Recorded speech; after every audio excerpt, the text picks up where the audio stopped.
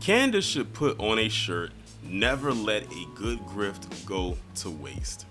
Now, as all of you know, I have blocked Candace on X.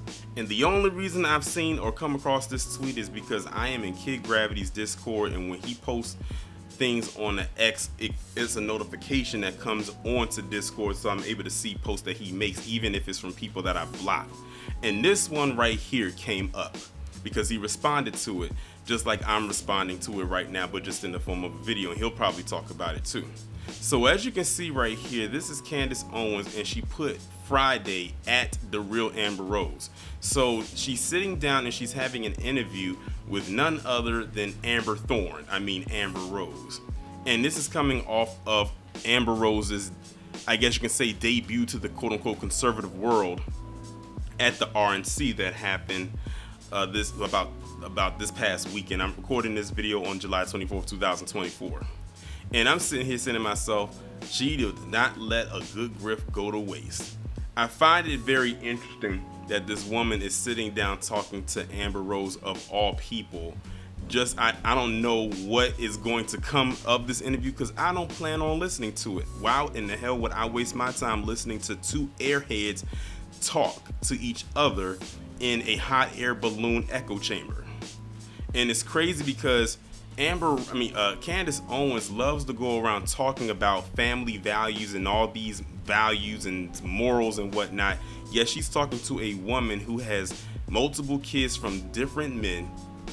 She pretty much is the face or kicked off the slut walk a few years ago. And she, as far as I know, has an OnlyFans account. Does that sound like a woman that has family values or lines up with anything Candace likes to talk about? A woman who is married and has children herself, but she'll sit up there and talk about everybody else. But I think I figured it out. Candace will talk about people who are quote unquote liberal, who do the things that Amber Rose does.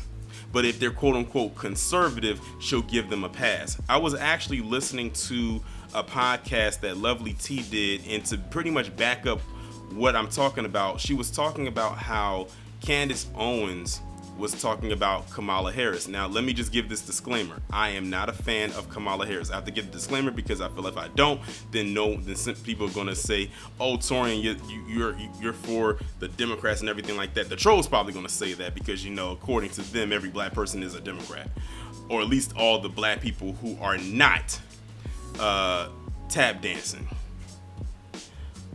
And in that video, she reached back, and I'm talking about Candace, to over 20 years ago when Kamala was messing around with Montel Williams.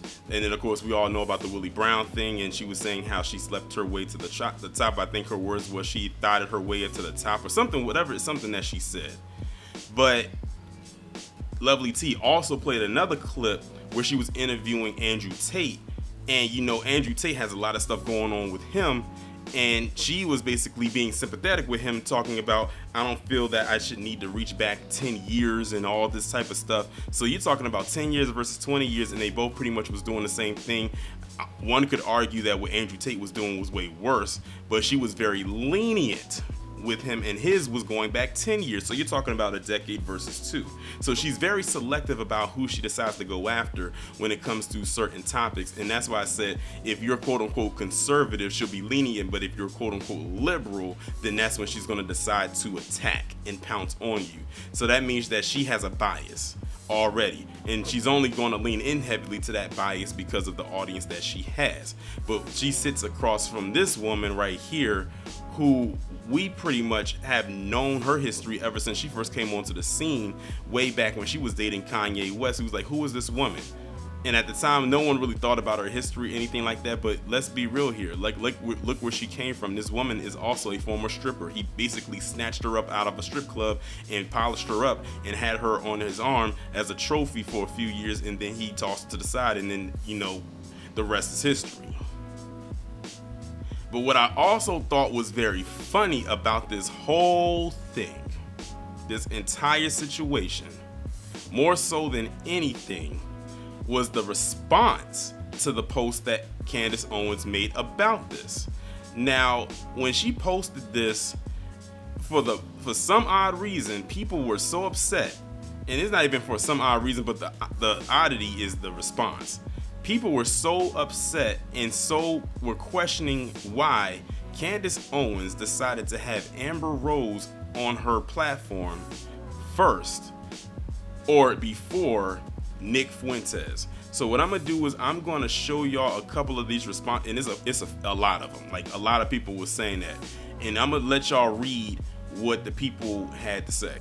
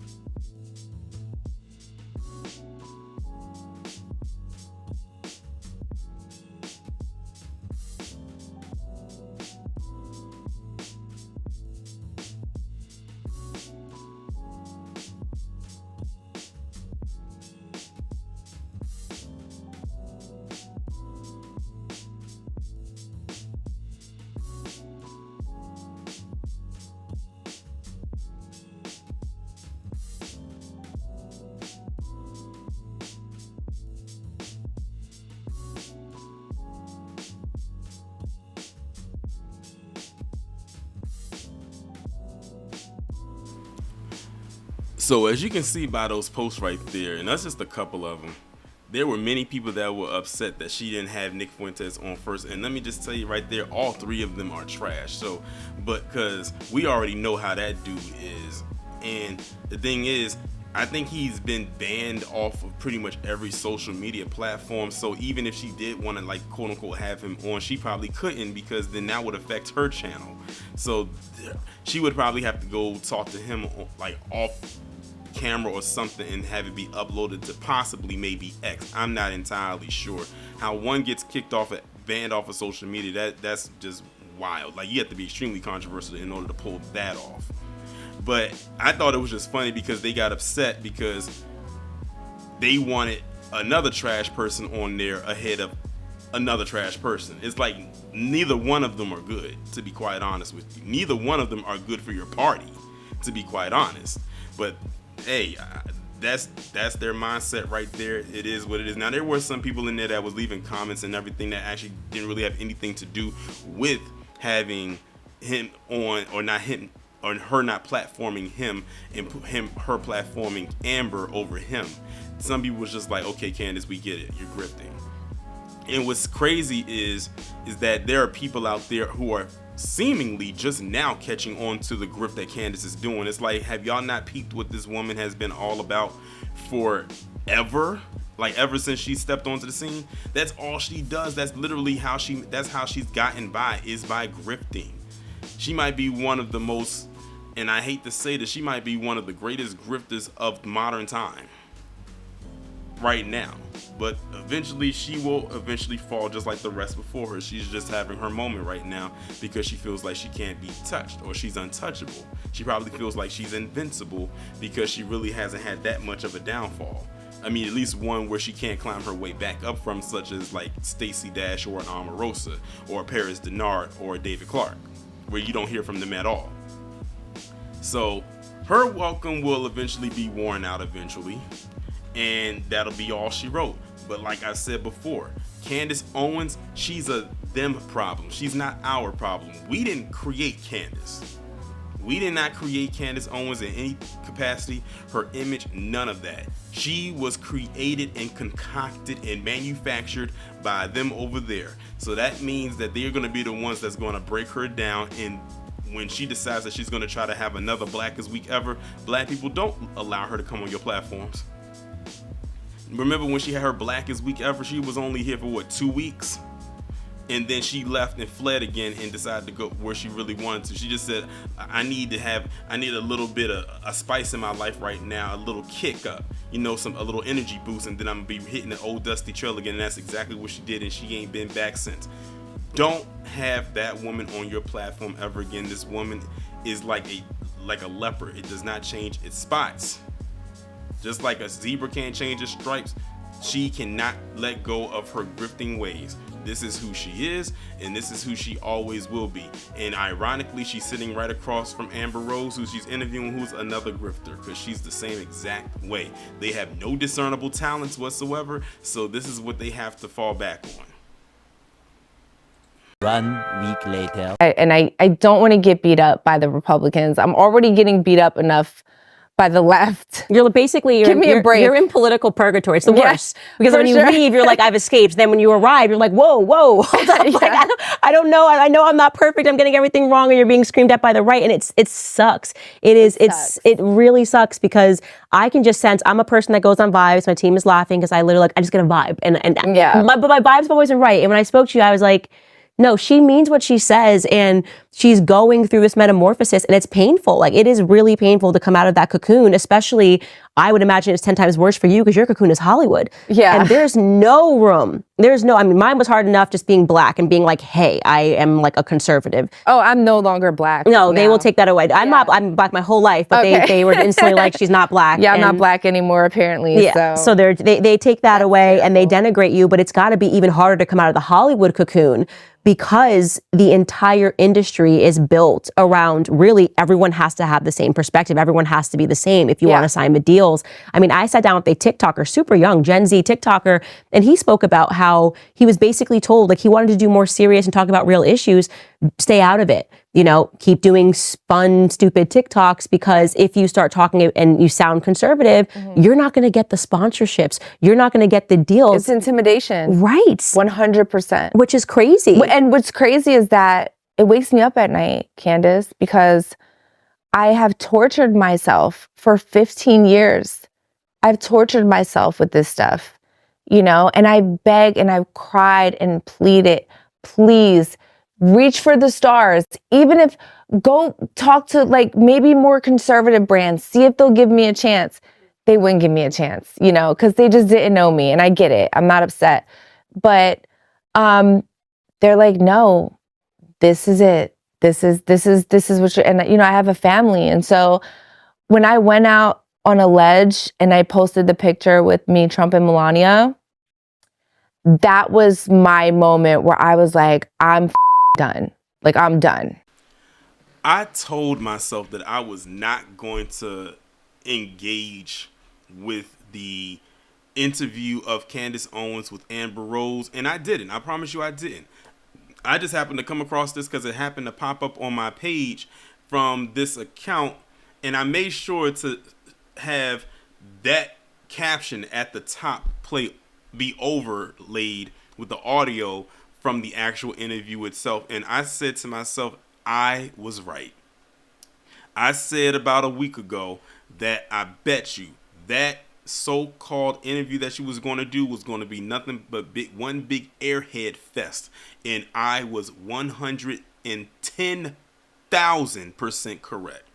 These two individuals right here are sitting up here talking about their so-called black identity, which I find it very interesting coming from Amber Rose, especially because this woman has declared years ago not to call her black. Consider myself a black woman. Absolutely not. I do not consider myself a black woman. Absolutely not. I do not consider myself a black woman. Absolutely not. So I'm trying to figure out how people are trying to make fun of her and everything like that.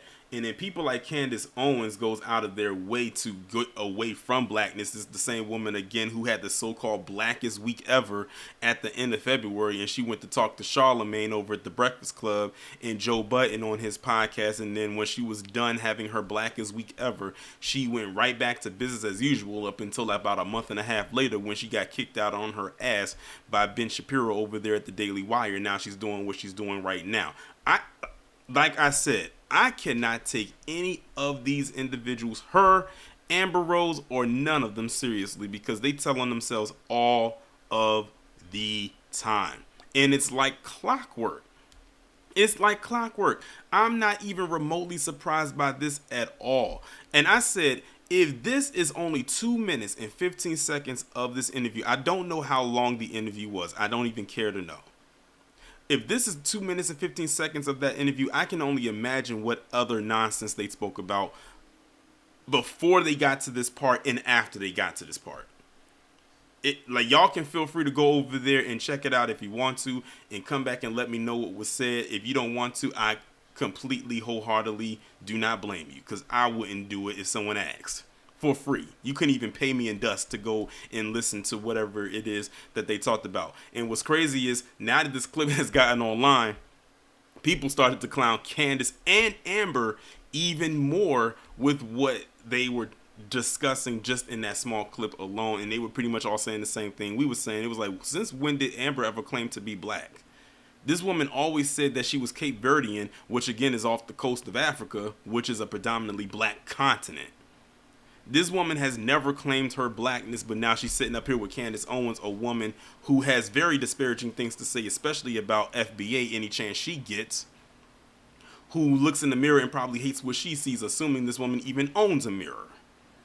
So all you can do is just laugh at this. And like KG says all the time, November the 5th.